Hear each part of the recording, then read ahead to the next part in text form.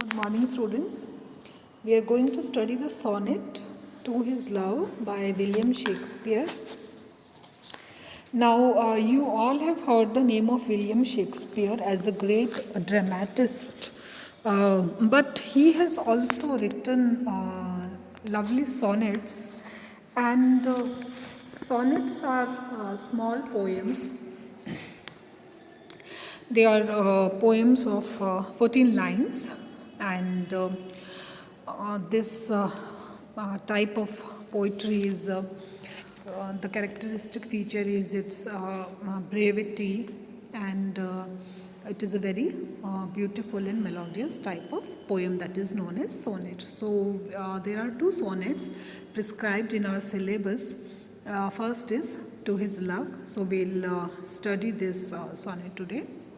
Shall I compare thee to a summer's day? Thou art more lovely and temperate.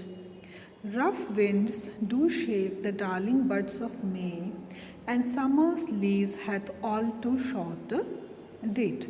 Now, this sonnet is addressed to the poet's beloved, and he's comparing her to the various aspects of nature, and he's saying that she is a very lovely person, and even her beauty and her loveliness, it is more than one can imagine. And he says that shall he compare her to a summer's day, and actually, students in the Western countries, the winter is very long and very harsh.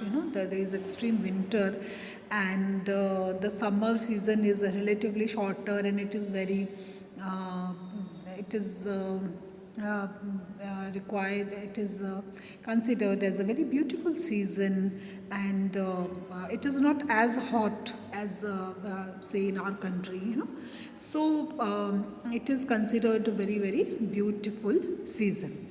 So he is comparing his beloved to the summer season.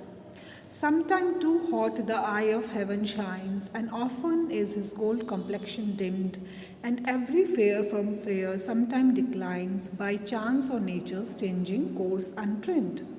And he says that the season of summer has some drawbacks, that sometimes the eye of the heaven, that means the sun, it shines too brightly, and there is too much of temperature. But his beloved's nature is so soothing that it is warm and yet not harsh. It is in a very soothing and melodious, and in a very beautiful way. It has the warmth of emotions, but it is never harsh. But thy eternal summer shall not fade, nor lose possession of that thou of the fair thou owest, nor shall death brag thou wanderest in his shade, when in eternal lines to time thou growest.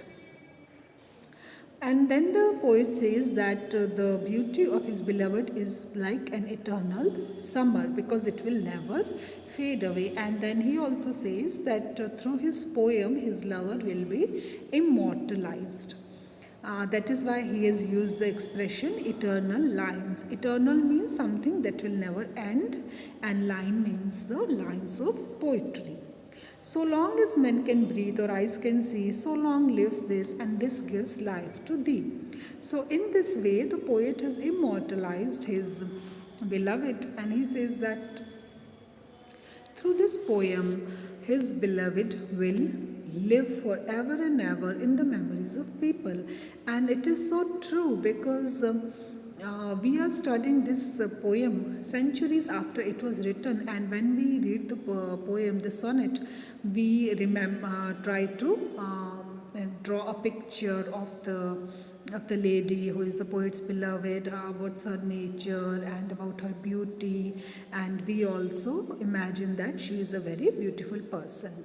So this is a very personalized sort of a sonnet, representing the feelings, the expressions, the emotions, and the love of the poet towards his beloved. And it is written in a very beautiful and musical language, and the poet has used many figures of speech to make the poem sound very beautiful.